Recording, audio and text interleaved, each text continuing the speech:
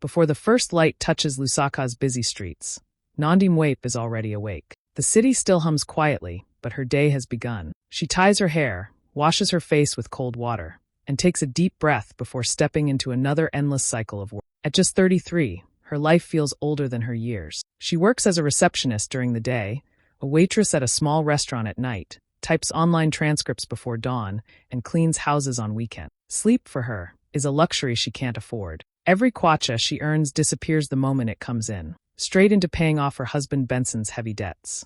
She believes she's doing the right thing, that she's saving their future together. We'll get through this, she tells herself every night as she counts the wrinkled bills on the kitchen table. But Benson, once the man who made her laugh and dream, now spends his days lounging around, claiming to be managing some vague business idea that never seems to exist. He scrolls on his phone, watches TV, and talks about big plans that never happen. When Nandi drags herself home, her feet aching, her eyes heavy, he complains about dinner being late. Still, she doesn't argue. She smiles faintly, hides her pain, and believes that love means sacrifice. Her friends tell her she's doing too much, but she waves them off. He just needs time, she says softly. The nights grow longer, her body weaker, yet her faith in her marriage stays unshaken. She whispers prayers between her shifts, promising herself that once the debt is gone, life will finally get better. She doesn't know yet.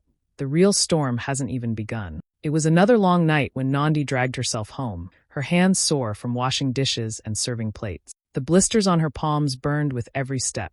She expected at least a smile from Benson, maybe a simple thank you. But instead, he looked up from his phone and frowned. "You always come home with this bad energy," he said casually, as if her exhaustion was an attitude problem. Nandi stood there in silence, holding her shoes in one hand, her throat tightening. Lately, Benson had changed. He started spending more time with a new group of friends, men who wore flashy clothes, carried expensive phones, and had endless stories about business ventures that never existed. They laughed loudly, talked about investments and status, and filled Benson's head with dangerous pride. Soon, he was trying to act like them, wearing cologne he couldn't afford, buying new shirts, and insisting he needed to look the part. At first, Nandi didn't think much of it. She wanted him to feel confident again. But then, small things began to go missing. A few hundred kwacha from her purse, then from her secret envelope hidden inside her old Bible. One night she counted the money twice, then 3 times. She knew exactly how much should be there. Her chest felt cold. When she asked him about it,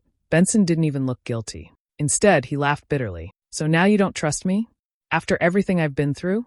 You think I'd steal from you?" His tone was sharp, his words twisting her concern into insult. "You're becoming controlling, Nandi. You're not the same woman I married." The argument lasted deep into the night. She cried quietly, while he raised his voice, calling her ungrateful and disrespectful. By morning, she apologized, even though she had done nothing wrong. "Maybe I'm just tired," she whispered, forcing a small smile. He nodded like he was the victim, then left to meet the boys. Days turned into weeks, and the distance between them grew. Benson now came home smelling like fancy cologne, his shirt stained with perfume that wasn't her. He started talking down to her, saying things like, "You don't understand business," or "You just worry about your small job." The words cut deeper than she let him see. Still, Nandi stayed quiet.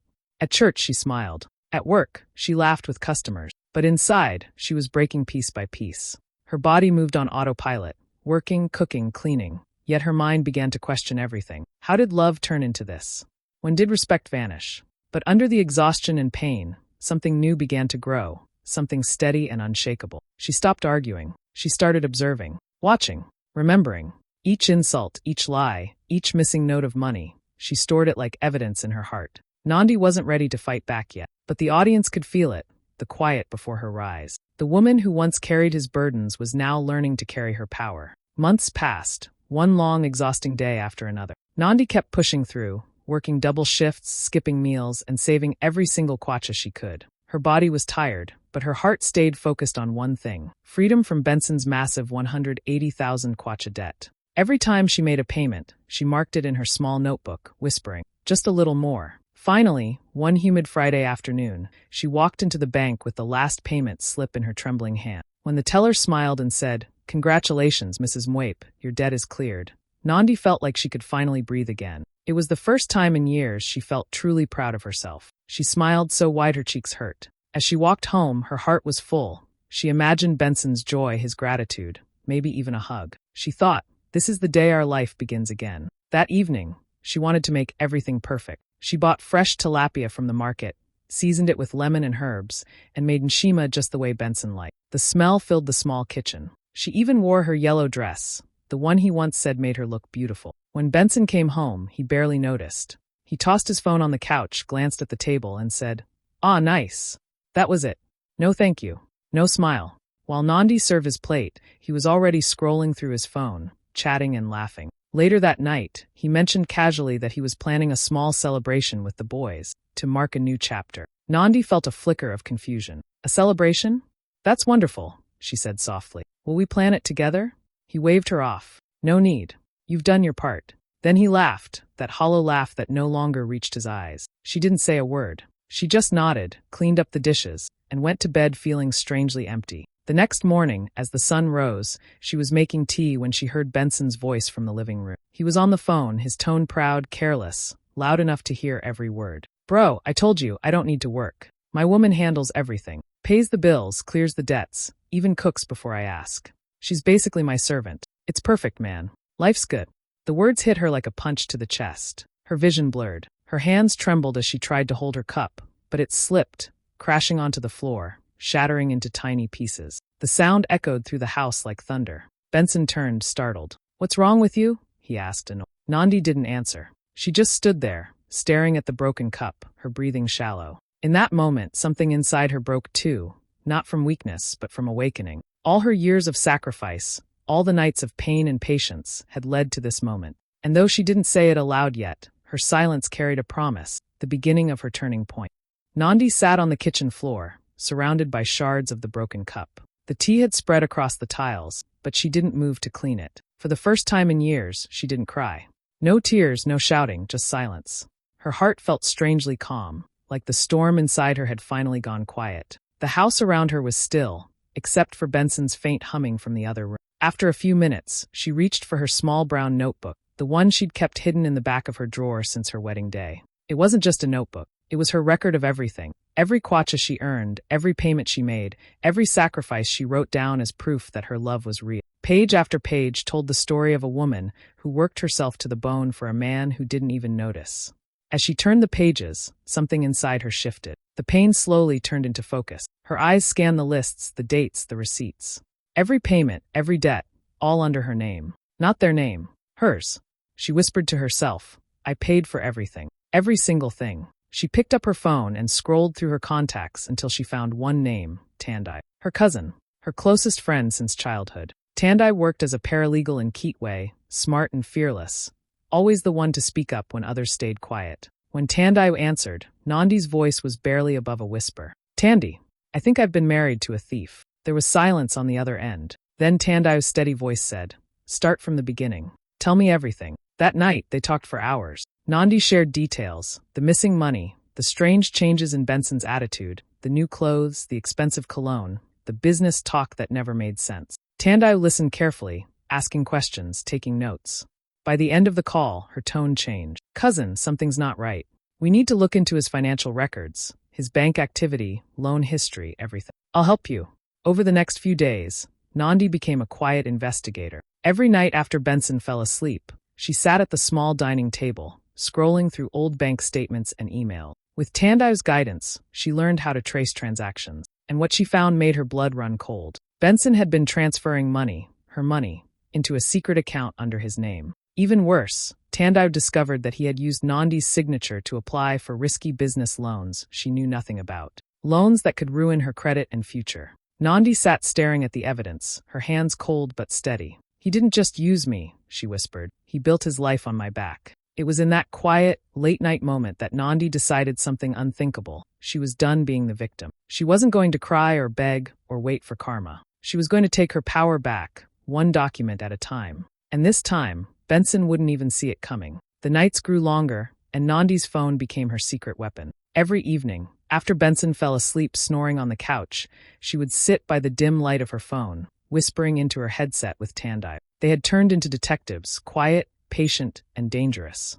With Tandai's help, Nandi learned how to dig deeper into Benson's digital world, his bank statements, email trails, and even social media patterns. What she found next made her heart stop. One night, while scrolling through a tagged photo on Facebook, she saw a familiar shirt, Benson's favorite blue one, but he wasn't alone. The The woman beside him was smiling, holding his arm as if she owned him. Her name was Sile, an event planner from Lusaka, someone Benson had once mentioned briefly, saying she was helping him with business ideas. But the pictures told a different story. There they were, at a luxury hotel in Livingstone, another photo at a fancy dinner, then one more by the pool with champagne glasses raised. Each image screamed betrayal, funded by the money Nandi had broken her body to earn. Her hands trembled as she scrolled through more of Sile's posts.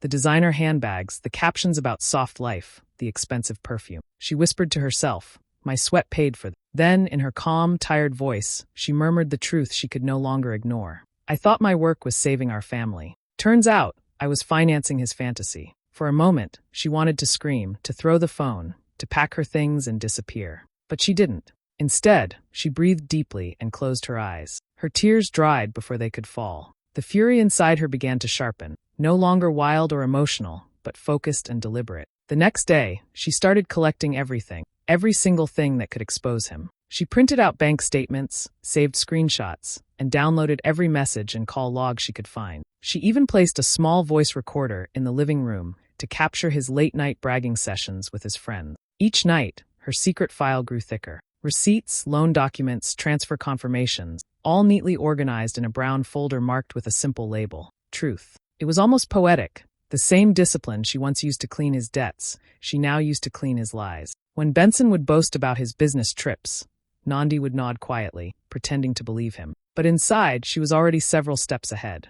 Every fake smile, every goodnight honey, was part of her performance, the calm before her storm. By the end of the week, she had enough evidence to destroy him completely. But this wasn't just revenge anymore, it was justice. She wasn't planning to hurt him the way he hurt her. She was planning to free herself from the web of deceit he had spun around her life. And for the first time, as she closed the folder and hid it under her bed, Nandi smiled. It wasn't a happy smile. It was the quiet, powerful smile of a woman who finally knew her worth. For the next 2 weeks, Nandi became an actress in her own home. Every smile, every gentle word, every laugh around Benson and his friends, all perfectly timed, perfectly fake. No one could tell that behind her calm eyes, she was watching, listening, recording. The same woman who once cried over his insults now greeted him with warmth, served his meals, and asked about his business plans with genuine interest. Benson, proud and clueless, believed he had her exactly where he wanted her, obedient, loyal, and blind. When his friends came over, Nandi would bring drinks and quietly set her phone to record under a stack of magazines.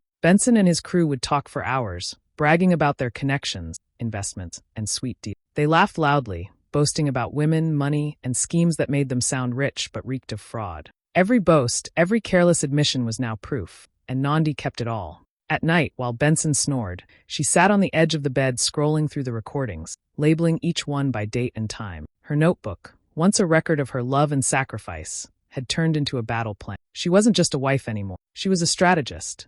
Then, one evening, Benson brought up something that made her pulse quicken. "Babe," he began smoothly, "I found this amazing business loan. If we sign together, we can finally start that company I told you about. You'll just need to add your name. It'll show trust."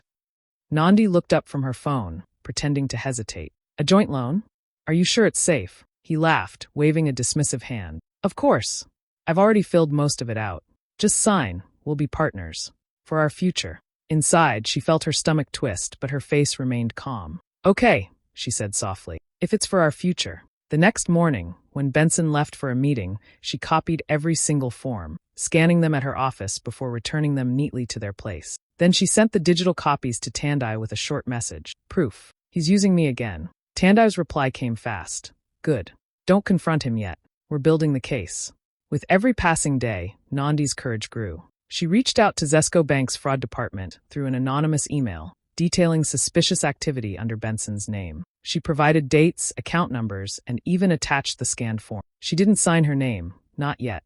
But her message was clear. Someone was about to be exposed. And still, on the surface, nothing changed. Nandi kept cooking his meals, listening to his empty promises, smiling when he joked. But behind that quiet smile was a storm waiting to break. Her calmness became her weapon. Benson, thinking she had forgiven him, lowered his guard completely. He had no idea that the woman serving him dinner was also serving him his downfall. Piece by piece, like a slow, quiet fire spreading through dry wood. The house was peaceful, but under that peace, the air was thick with tension, silent, electric, cinematic, As Nandi prepared to end the game, he didn't even know he was losing. The Friday afternoon was heavy and humid, the kind of air that clung to the skin. Nandi walked through the bustling streets of Lusaka with a quiet determination in her step.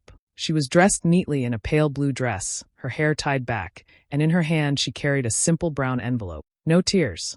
No shaking. Just calm, steady purpose. She stopped in front of Benson's barbershop, the one he bragged about owning but rarely worked in. Inside, music played loudly, laughter echoed, and there he was, Benson Wape, sitting like a king on his leather chair, surrounded by his usual crew.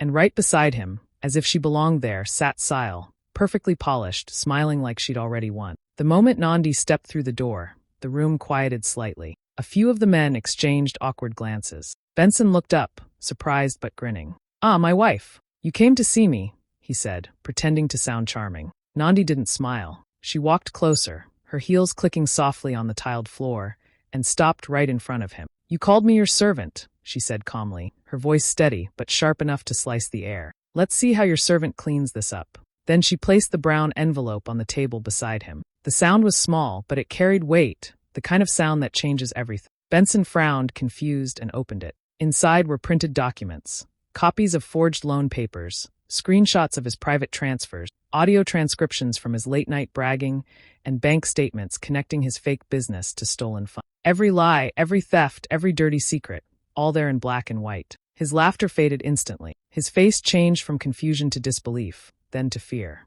"What is this?" he muttered, flipping through the papers. "Proof," Nandi said quietly. "Proof that you built your comfort on my back. That you used my name, my money, my trust." He looked up, panic rising in his voice. "You wouldn't dare do anything with this, Nandi. Think about your reputation. About us." She leaned in close, her voice low but powerful. "I already did." And with that, she turned and walked away. The men around Benson were dead silent. Sile's fake smile disappeared as she stared at the papers on the table. Benson shot up, calling after Nandi, but she didn't turn around. Her calm stride through the door said more than any words ever could. Minutes later, as she walked down the street, she heard the distant sound of sirens. Police cars pulled up to the barbershop, their blue lights flashing across the windows. People started gathering, whispering, pointing. Nandi didn't look back. She just kept walking, her steps slow, graceful, certain. For years, she had worked to pay off his debts. Now, she had finally settled the last one, not with money, but with justice.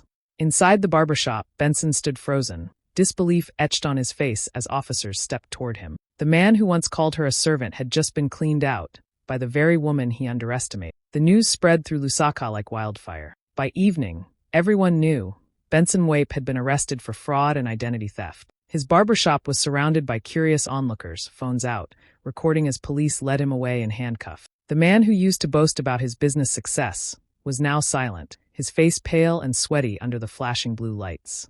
Within hours, his so-called friends vanished. The same men who used to hang around his shop, drink his beer, and cheer his arrogance suddenly stopped answering his calls. Sile, the woman who once posed beside him in hotel selfies, deleted all her social media accounts overnight. Her glamorous posts disappeared as if she never existed. The gossip started immediately, neighbors whispering, co-workers chatting in hushed tones, everyone asking the same question. "Did you hear what happened to Benson and Nandi?"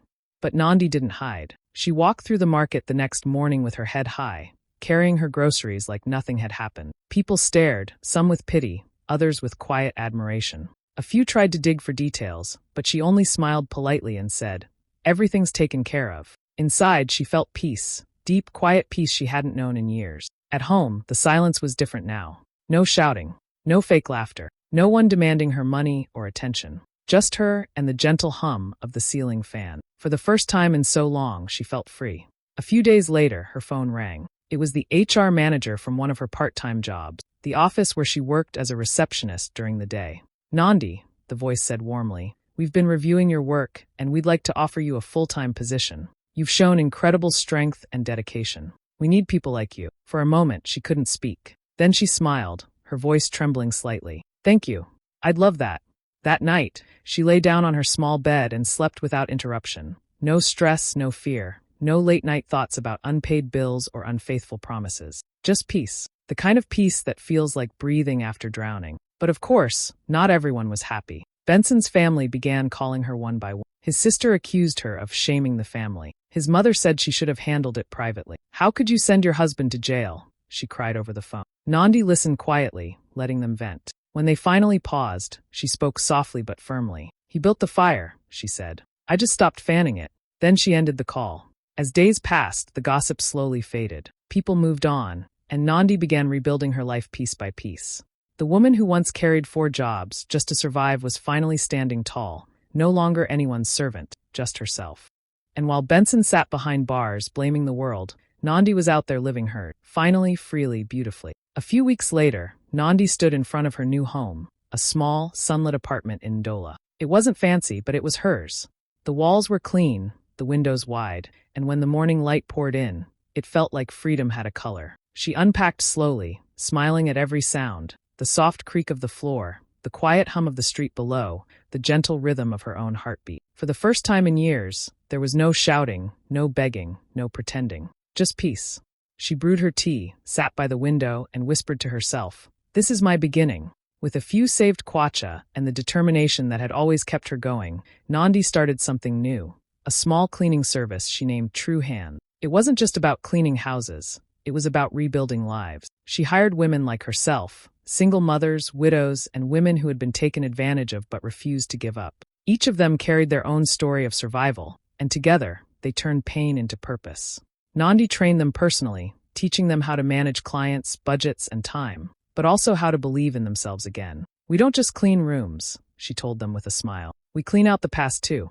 Word spread quickly. Clients loved the honesty and care that came with True Hand. Soon they were getting calls from offices, schools, and even hotels. Nandi's phone wouldn't stop ringing. One afternoon, a local journalist who had heard whispers about her story called and asked to meet. They sat in her tidy little office, once just a corner of her apartment, as she told her journey. From working 4 jobs to pay off her husband's debts, to discovering his betrayal, to finally taking back control of her life. The journalist listened in awe, her eyes wide. When the article was published, it came with a short video of Nandi and her team, smiling and sweeping through a bright, clean office space. The caption read, "She paid off a man's debt and built her own empire instead." Within days, the video went viral across Zambia, then across Africa. People shared it with hashtags like #TrueHands, #NandiTheStrong1, #FromPain2Power. Messages poured in from women everywhere, telling her how her courage gave them hope. Some said they'd left toxic marriages because of her story. Others wanted to work with her, learn from her, or just thank her for showing what strength looks like. One evening, as Nandi scrolled through hundreds of messages, she felt tears in her eyes, not from sadness but pride. She had once been invisible, dismissed as a servant in her own home. Now, she was an example of what happens when a woman decides she's had enough. Outside her window, the sun dipped low over Ndola, painting the sky gold. Nandi smiled softly and whispered, "I didn't just survive him. I found myself." A few months later, Nandi drove down a quiet dirt road just outside Lusaka. The air was calm, the wind soft against the trees. She parked near the small cemetery where her mother rested, the woman who once told her, "Never let anyone make you small, no matter how much you love them." Nandi walked slowly, holding a bouquet of white lilies in her hands. She knelt beside the grave, brushing away a few fallen leaves. For a long moment, she said nothing, just let the silence speak for her. Then she smiled, that kind of soft, peaceful smile that only comes after a long fight you finally won. "Ma," she whispered, her voice steady but full of emotion. "I did it. I finally did it. I'm free now." She laid the lilies gently on the stone, tracing her mother's name with her fingertips. "They said I was a servant," she continued, her tone calm but strong. "They were right, I served lessons, not men. I served my own freedom." As she stood up, the camera would follow her steps, her shoes brushing through the grass, her back straight, her head held high. She walked toward her car, the sun glowing behind her, turning her braided hair into a crown of gold. No music played, just the sound of the wind and her footsteps, steady and sure. Right before she opened the car door, she paused, looking back one last time, not in sorrow but gratitude. Then she smiled again and drove off down the open road. Across the screen, the final words appeared. "Sometimes the unthinkable isn't revenge. It's remembering who you are,